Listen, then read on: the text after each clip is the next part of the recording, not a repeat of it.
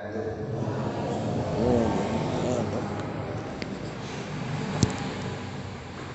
hamdalillah nahmaduhu wa nasta'inuhu wa nastaghfiruh wa natubu ilaihi wa na'udzu billahi min syururi anfusina wa sayyiati a'malina may yahdihillahu fala mudilla lahu wa may yudlil fala hadiya lahu.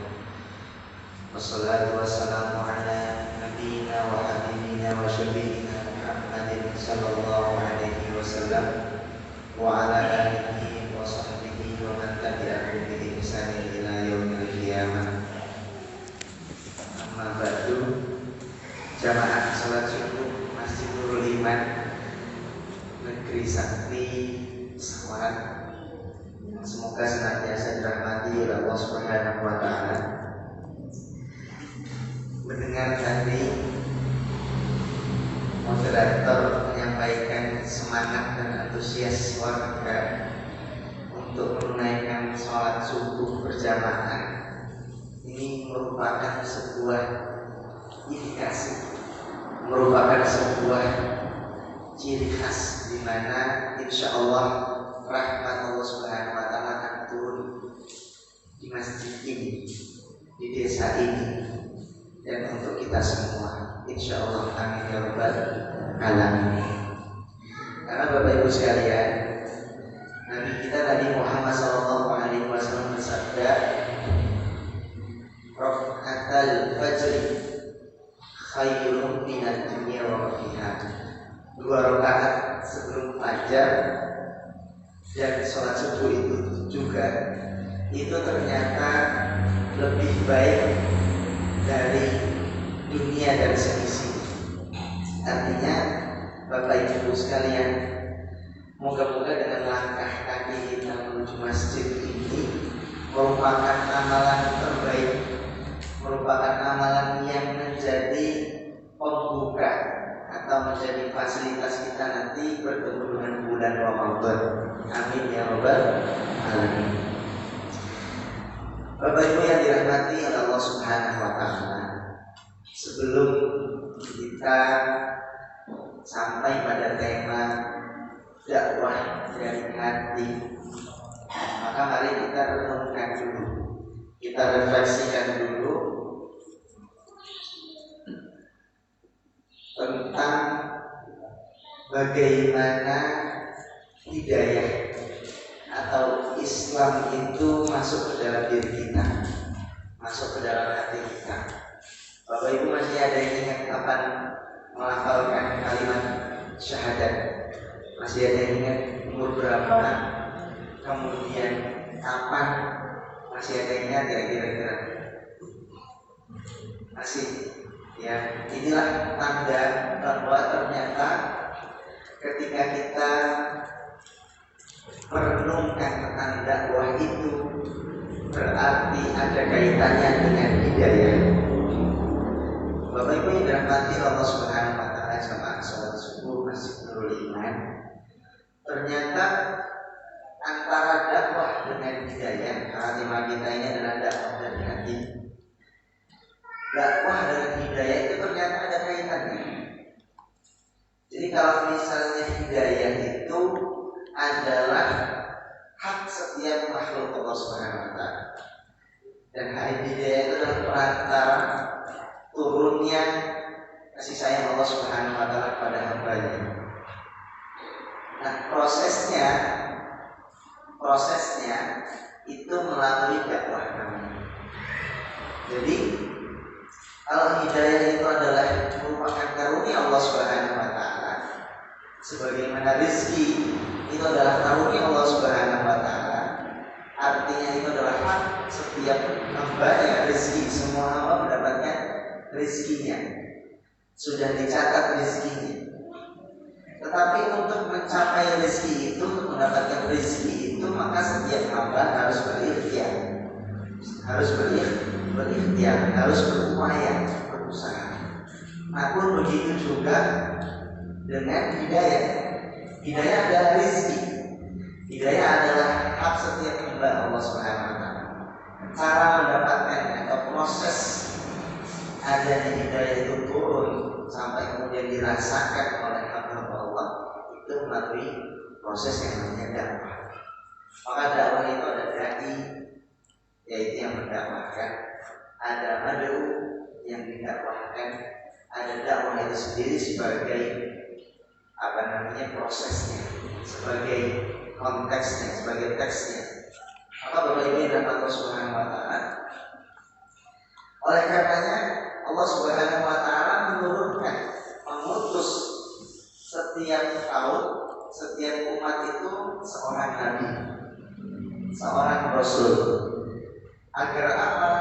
Agar proses dakwah itu bisa berjalan dengan baik dan hidayah itu bisa sampai di hati setiap hamba Allah Subhanahu wa taala. Masya Allah ya Bapak ya. Dan Allah Subhanahu wa taala menjelaskan di dalam surat Ibrahim ayat yang keempat. A'udzu billahi minasy syaithanir rajim. Bismillahirrahmanirrahim.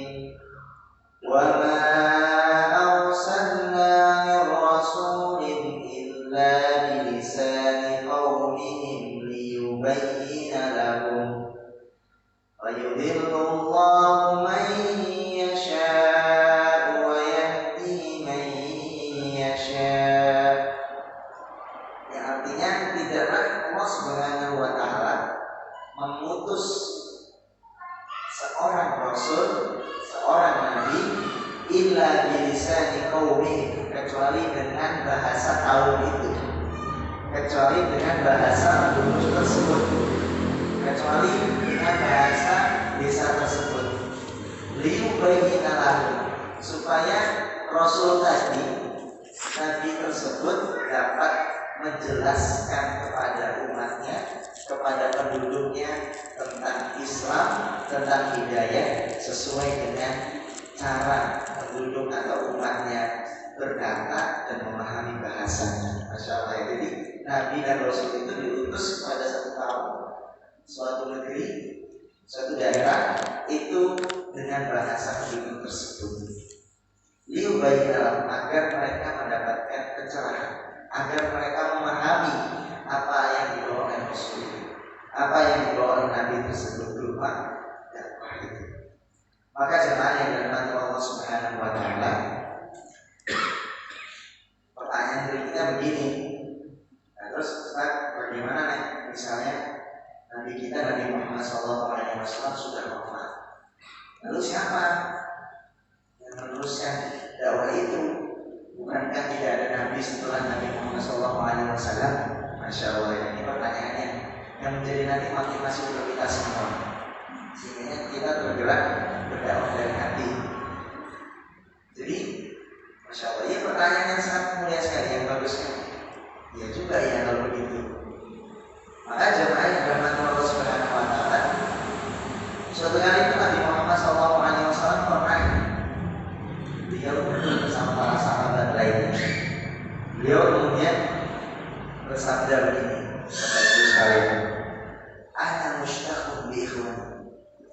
Wahai para sahabat, wahai sahabat, saya rindu terhadap saudara-saudaraku. Ikhwan itu bahasa Arabnya dari kata ukhuwahnya, persaudaraan, saudara-saudara. Kemudian para sahabat agak sedikit protes. Ya Rasulullah, alasna bi ikhwanika? Apakah kami ini bukan saudara-saudara ya Rasulullah? Kemudian Rasulullah SAW menjawab, la, bal antum ashabi. Enggak, bukan itu. Kalian itu adalah para sahabat. Masya Allah. Faman ikhwanuka, lalu kemudian siapa saudara-saudaramu kalau kami adalah sahabatmu? Kemudian Rasulullah SAW, baginda Nabi Muhammad SAW menjawab, humul ladzina amanu billahi wa bi rasulihi wa lam yartabu bihi. Mereka adalah orang-orang yang beriman kepada Allah dan Rasulnya dan belum pernah bertemu denganku.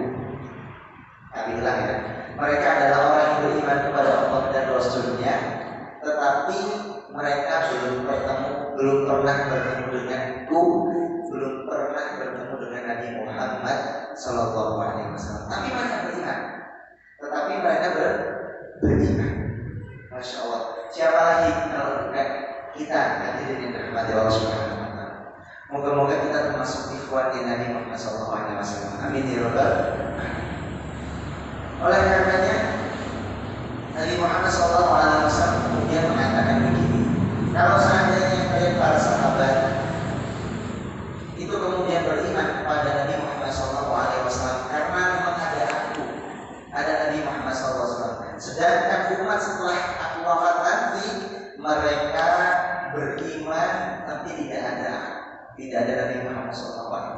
Tetapi rasa cintanya kepada Nabi Muhammad SAW, rasa cintanya kepada Allahnya, kepada Rabb-nya, kepada agamanya itu sangat besar sehingga mereka adalah ikhwan. Mereka adalah para saudara yang ditunggu oleh Nabi Muhammad SAW. Maka Bapak Ibu yang dirahmati Allah Subhanahu wa taala,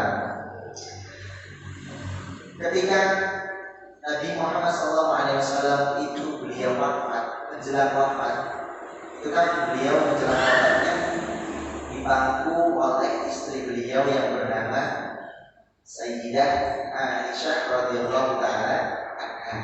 Dipangku oleh istri beliau yang bernama Sayyidah Aisyah radhiyallahu taala anha, Ummul Mukminin. Kemudian apa yang dilafalkan atau diucapkan oleh Nabi Muhammad SAW kira-kira Bapak Ibu sekalian? Insyaallah ya. Apa kira-kira yang diucapkan oleh beliau? Beliau mengucapkan kalimat yang berbunyi ummati, ummati, ummati. Artinya apa itu saja? Ummati artinya umatku, umatku, umatku. Maksudnya ummati, bagaimana nasib umatku, bagaimana nasib umatku, bagaimana nasib umatku. Karena sebuah kekhawatiran Nabi Muhammad SAW sebagai seorang manusia yang mulia itu terhadap nasib umatnya. Artinya bagaimana ketika Rasulullah SAW pergi, wafat, diambil ruhnya oleh malaikat, kemudian bagaimana dengan nasib umat Nabi Muhammad SAW. Itu yang dikhawatirkan. Namun Allah Subhanahu wa taala menjanjikan bahwa akan selamanya menjaga agama ini sampai nanti akhir zaman, sampai nanti hari kiamat tiba. Allah Subhanahu wa taala berfirman, "Inna nahnu nazzalna dzikra wa inna lahu lahafidun." Sesungguhnya kami menurunkan dzikr, yaitu Al-Qur'an Al-Karim, dan kami Allah Subhanahu wa taala akan menjaganya. Masya Allah. Jadi Bapak Ibu sekalian yang dirahmati Allah Subhanahu wa taala, berarti Allah Subhanahu wa taala akan menjaga.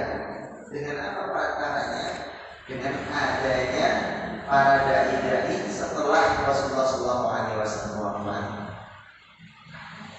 Itu saja. Lalu bagaimana dengan orang yang tidak pernah tersentuh oleh dakwah? Karena Allah Subhanahu wa taala berfirman, "Wa ma kunna mu'adzibina hatta nab'atha rasulan." Tidaklah aku menurunkan azab kepada seorang kaum sampai kemudian aku utus seorang rasul di dalam surah Al-Isra. Allah Subhanahu wa taala tegaskan itu. Artinya Bapak Ibu sekalian, para ulama kemudian ada tafsir yang memperinci.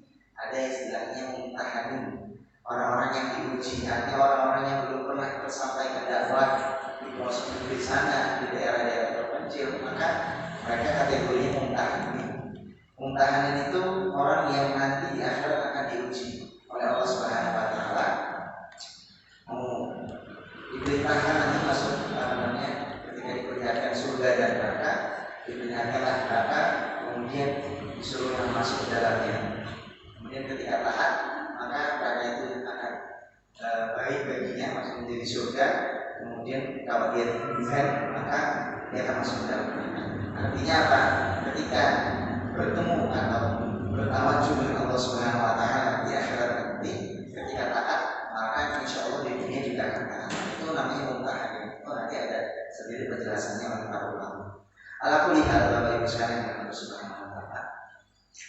Maka dakwah ini itu menjadi sebuah panggilan hati, menjadi menjadi panggilan hati, menjadi tanggung jawab kita sebagai seorang muslim ternyata.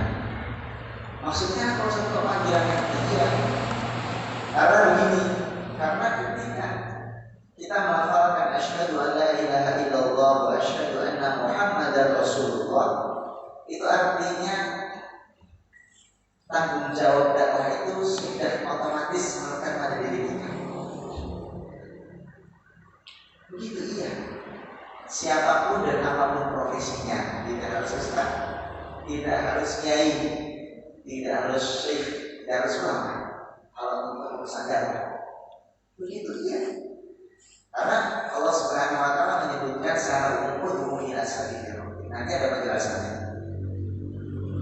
Kalau begitu, apa yang bisa kita lakukan sebagai seorang muslim yang memiliki tanggung jawab panggilan hati untuk berdakwah? Yang pertama, Bapak Ibu sekalian, yang pertama adalah mendakwahkan diri kita sendiri. Mendakwahkan diri kita sendiri. Wala taziru waziratun wizra ukhra. Tidaklah seorang itu nanti bertanggung jawab melainkan mempertanggung jawabkan dirinya sendiri. Artinya apa? Berdakwah untuk diri kita sendiri, mengevaluasi, muhasabah dan seterusnya. Kemudian setelah itu baru keluarga. Ya ayyuhalladzina amanu anfusakum wa ahlikum nar. Wahai orang beriman, ajaklah dirimu dan keluargamu agar supaya tidak jatuh pada api neraka. Maksudnya apa? Berdakwahlah kepada keluarga. Maksudnya bagaimana? Kalau keluarga kita itu belum sholat, maka kita yang mengajak sholat. Kalau keluarga kita belum bisa membaca Al-Quran, maka kita yang mengajarnya. Kalau keluarga kita belum mengenal bagaimana tata cara berzakat, kita yang mengajarnya. Sehingganya apa? Sehingganya kualitas rumah tangga dan rumah itu menjadi rumah yang penuh dan terisi dengan nilai-nilai Islam, nilai-nilai agama. Maka Bapak Ibu yang dirahmati Subhanahu wa taala, setelah diri keluarga, baru kemudian masyarakat secara umum. Sehingga Allah Subhanahu wa taala kemudian begini menyampaikan dalam Al-Quran, A'udzubillahi minasyaitonir rajim, Bismillahirrahmanirrahim. Ud'u ila sabili rabbika bil hikmati wal mau'izatil hasanah wajadilhum billati hiya ahsan inna rabbaka huwa a'lamu biman dhalla an sabilihi wa huwa a'lamu bil muhtadin. Wahai umatku, kata Allah Subhanahu wa taala, wahai hambaku, berdakwah kepada Allah Subhanahu wa taala ada 3 caranya. Pertama adalah bil hikmah, dengan hikmah. Yang kedua dengan mau'izah hasanah. Yang ketiga dengan al-jidal billati hiya ahsan. Apa itu 3 itu?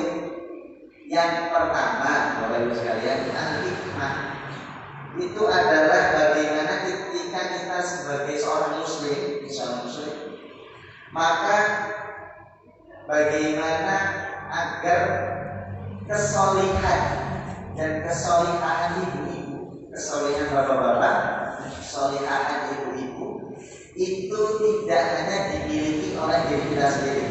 Ibaratnya tidak soleh sendiri, tetapi juga soleh secara sosial, soleh secara bermasyarakat.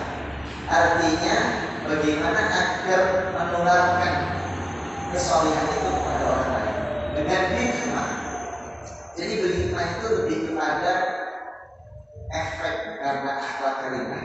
Jadi Bapak Ibu sekalian yang profesinya sebagai pedagang nih, yang sering di pasar, maka berdakwahnya di pasar, maka berdakwahnya dengan dagang. Caranya seperti apa Ustaz? Tadi Muhammad SAW mencontohkan, kata Sayyidah Aisyah radhiyallahu taala, karena Rasulullah SAW khuluqul Quran, beliau adalah akhlaknya Al-Quran.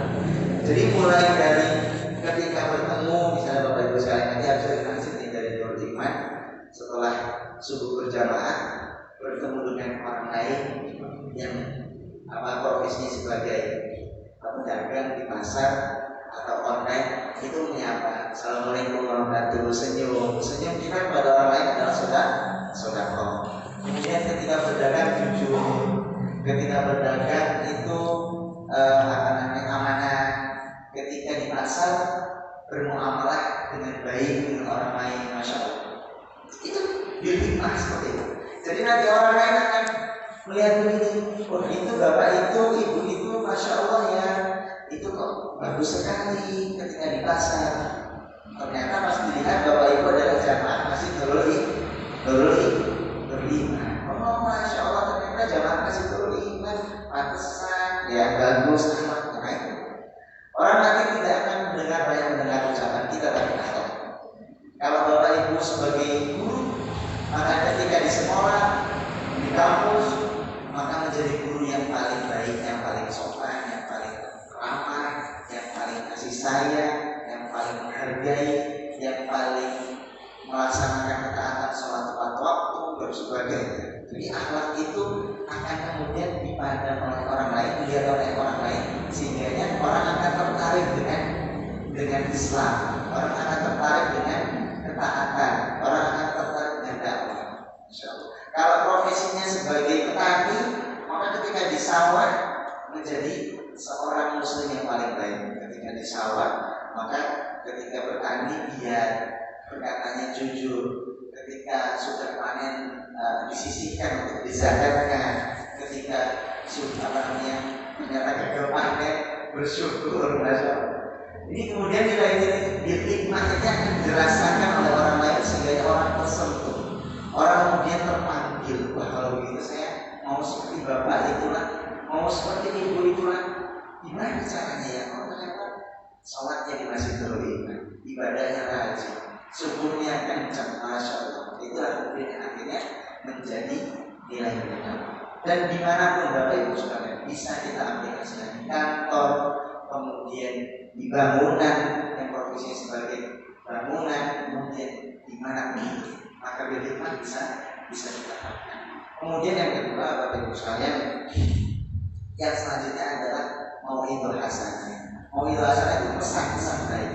Artinya setelah kita terapkan nilai-nilai akhlakul karimah tadi, maka yang selanjutnya adalah dengan mau'idhah hasanah, dengan pesan. Ya seperti ini misalnya. Kemudian bapak ibu mentausiah atau memberikan wasiat, memberikan nasihat kepada anak, istri, keluarga, tetangga dan sebagainya. Mau itu sampai cara yang baik. Kemudian al-jidal bil ihsan itu dengan cara ajak diskusi. Itu biasanya bagi orang-orang muslim. Orang-orang muslim biasanya kan mereka memiliki keyakinan A, B, C, dan D. Maka kemudian disini Islam karena apa kaitannya dengan pola pikir, dengan kualitas argumentasi dan sebagainya. Nah, perlu dicatat Bapak Ibu sekalian, setelah hikmah tadi yang paling penting adalah dengan akhlakul karimah, yang selanjutnya bahwa setiap kita itu adalah dai. Ya, dai. Kalau ibu itu apa namanya? Dai, daiyah, dai dan daiyah. Bapak-bapak dai, karena soleh, ibu daiyah. Maka dai ini adalah sebuah profesi yang melakukan bagian dari keislaman seorang muslim. Lalu tidak mudah untuk menjadi dai, karena tantangannya pasti besar dan banyak. Dan perlu diketahui bahwa dai itu berbeda dengan hakim. Dan yang paling banyak sekarang itu hakim. Hakim itu gimana maksudnya? Hakim itu artinya mudah menghukumi. Jadi belum itu melihat sesuatu yang ikhtilaf, yang berbeda pendapat sudah dihukumi. Sementara kalau dai itu misalnya begini, ada saudara kita atau keluarga kita atau masyarakat kita misalnya belum sholat. Kalau misalnya hakim itu, wah ini kamu belum sholat, nanti pasti kamu masuk neraka ya. Kan orang takut orang takut. Tapi kemudian kalau dai itu begini, wah ini belum sholat saudara kita, tetangga kita, keluarga kita, ditanya dulu kenapa belum sholat. Saya belum punya sarung, ternyata belum punya sarung dan belum punya peci, belum berani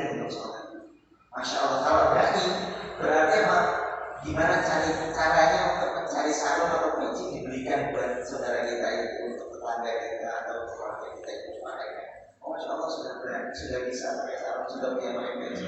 Kemudian kok masih belum sholat kan? Ditanya lagi, kok belum sholat masnya? Kan sudah punya baju, sudah punya sarung, sudah punya mukena. Iya, saya malu mau ke masjid. Kenapa? Karena belum bisa bacaan sholat. Masya Allah, ternyata inilah realitanya di masyarakat kita. Ternyata masih banyak yang belum bisa bacaan sholat. Ya sudah, tidak apa-apa. Nanti saya ajarkan dari mulai kita sampai tahiyat akhir diajarkan. Segini tidak apa-apa kan? Al-Fatihah atas tidak apa-apa.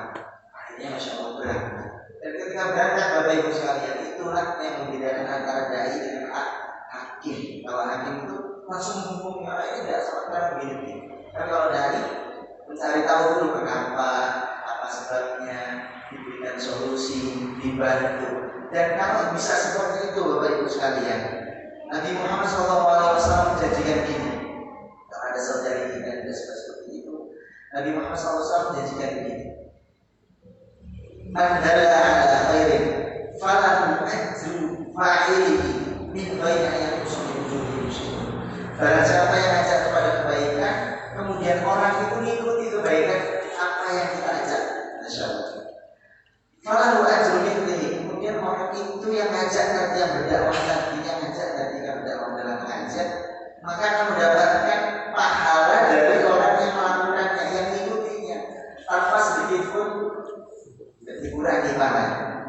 Makanya orang-orang tersebut itu nanti ketika wafat, jasadnya itu insya Allah masih utuh Bapak Ibu sekalian. Ketika apa? Ketika nanti biasanya mayit itu ketika sudah dibawa tanah itu sudah dimakan oleh hewan-hewan buas. Dan Allah Subhanahu Wa Taala. Dan ini ada Allah Subhanahu Wa Taala berfirman, "Wala tahsabanna alladziina qutilu fi sabilillahi amwata, bal ahya'un 'inda rabbihim yurzaqun." Mereka yang mengajak kepada kebaikan, mengajak kepada Islam, berdakwah kepada Islam, apapun profesinya, siapapun dia, insyaallah ya, tidak terbatas. Maka mereka jangan dikira nanti sudah wafat itu mati, tidak. Bal ahya', mereka hidup, yurzaqun, diberikan rezeki.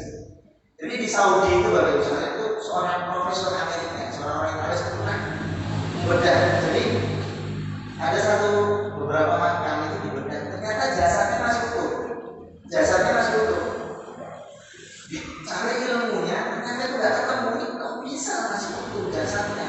Padahal logikanya harusnya sudah menjadi tulang belulang gitu ya. Maka ada yang sama sekali nggak ada sisanya.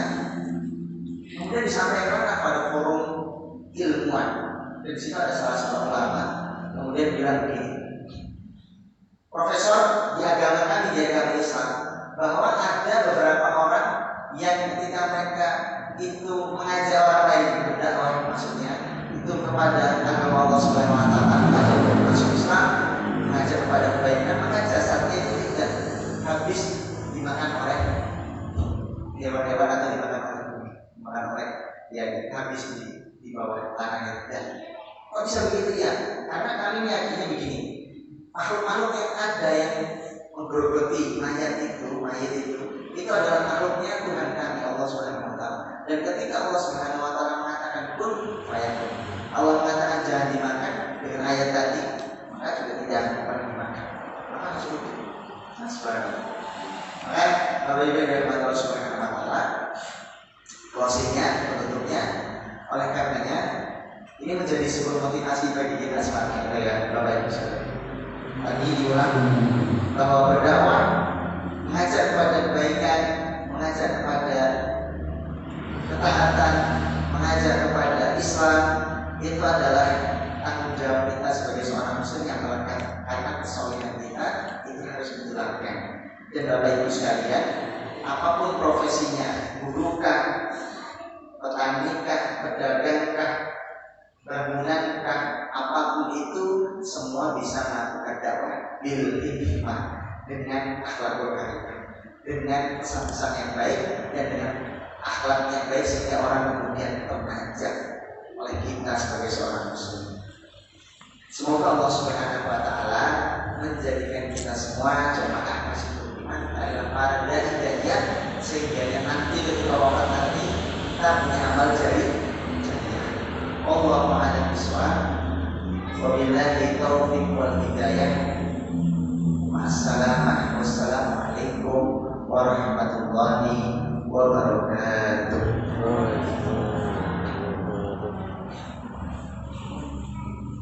Terima kasih kepada Ustaz Syekh Rawani SPDI.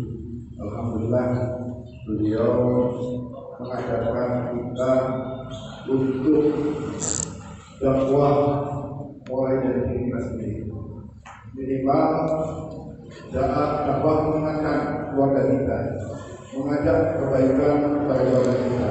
Syukur-syukur kalau kita bisa mengajak dakwah kepada orang lain, insya Allah kebaikan-kebaikan kita itu tidak akan putus nilai pahalanya. Sama dengan sedekah. Kalau Bapak Ibu memberikan sedekah untuk masjid, itu tidak akan putus nilainya. Bahkan masjid itu pun hilang, tetap kita masih mendapatkan catatan pahala yang lebih luar biasa. Dan juga kepada, kalau kita bicara orang yang pertama mendirikan masjid, khususnya Masjid Nurul Iman ini, dan petinggi-petinggi kita, sesepuh kita, betapa luar biasanya pahala dia, betapa besar. Makanya kita sampai merinding kalau kita mengingat sesepuh kita, orang tua kita, kakak kita, buyut kita yang mendirikan Masjid Nurul Iman ini. Beliau pahalanya tidak akan habis sampai nanti Allah menghitung, tidak akan dihitung juga. Kalau menurut kita seumpama di dunia itu 50 tahun, maka pahala Bapak Ibu yang bersedekah untuk masjid ini lebih dari 1000 tahun tercapai. Kenapa? Umur kita ini tidak seimbang dengan kehidupan di akhirat nanti. Kehidupan di akhirat itu kekal. Tetapi amal-amal kita, pahala-pahala kita berjalan. Itulah kelebihan umat yang dipimpin oleh Rasulullah SAW, Nabi besar kita. Mudah-mudahan kita semua tetap istiqomah, minimal kita bertakwa dari hati kita untuk keluarga kita dan untuk masyarakat pada dunia. Kami mohon maaf kepada bapak-bapak, ibu pada hari ini saya hanya menyediakan nasi cuma 50. Jadi banyak yang kurang ini di luar dugaan karena banyaknya. Kemarin kita siapkan 100, lebihnya banyak. Hari ini saya kurang banyak, lebih banyak lagi, kurangnya lagi. Mudah-mudahan minggu depan, bulan depan akan kami perlipatkan sehingga kita semua mendapatkan berkah dari Allah Subhanahu wa Ta'ala. Terima kasih kepada Ustaz Baik. Kami mohon maaf apabila ada kekurangan dalam penyampaian kami, dan juga kepada seluruh jamaah kami mohon maaf apabila ada kekurangan dalam penyampaian kami pada seluruh jamaah ini. Kami akhiri wabillahi taufiq wal hidayah. Wassalamualaikum warahmatullahi wabarakatuh. Sebelum kita tinggalkan, kami mohon Ustaz untuk memberi doa agar kiranya kita diberikan kelancaran, kemudahan untuk mempercepat penyelesaian pembangunan Masjid Nurul Iman.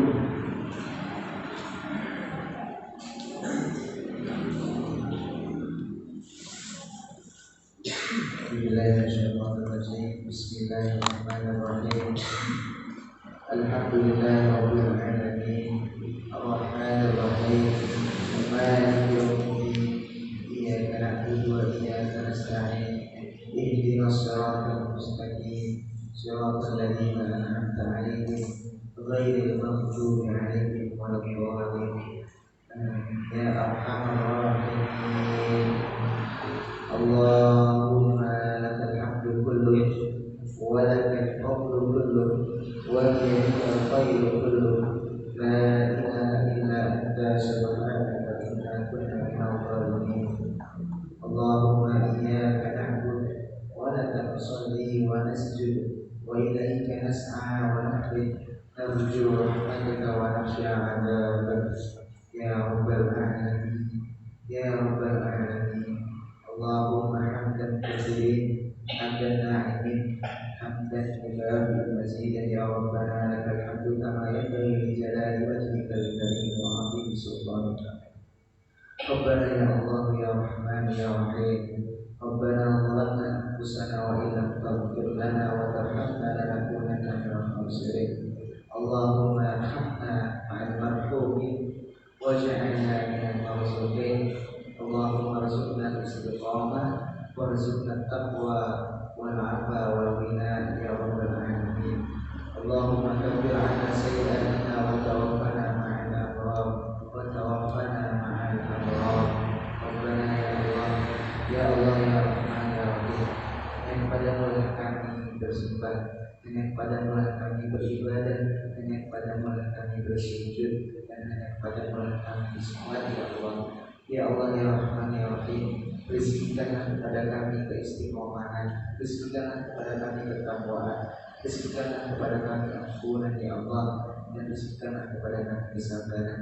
Ya Allah, jadikanlah kami orang-orang yang saat ini sedang berkumpul, sedang bermajelis setelah sholat subuh berjamaah di Masjid Nurul Iman Negeri Sakti. Ya Allah, jadikanlah kami orang-orang yang sabar, jadikanlah kami orang-orang yang syukur, dan pertemukanlah kami dengan baginda Nabi Muhammad SAW. Ya Allah, ampunilah dosa kami, terima amal soleh kami, dan jadikanlah seluruh ibadah kami ibadah yang diterima ya Allah, dan ampunilah dosa-dosa kami ya Allah. Rabbana atina fid dunya hasanah wa fil akhirati hasanah wa qina adzabannar wa qina adzabannar. Sallallahu ala Muhammad walhamdulillahi rabbil alamin. Alhamdulillah. Terima kasih Ustaz. Assalamualaikum warahmatullahi wabarakatuh.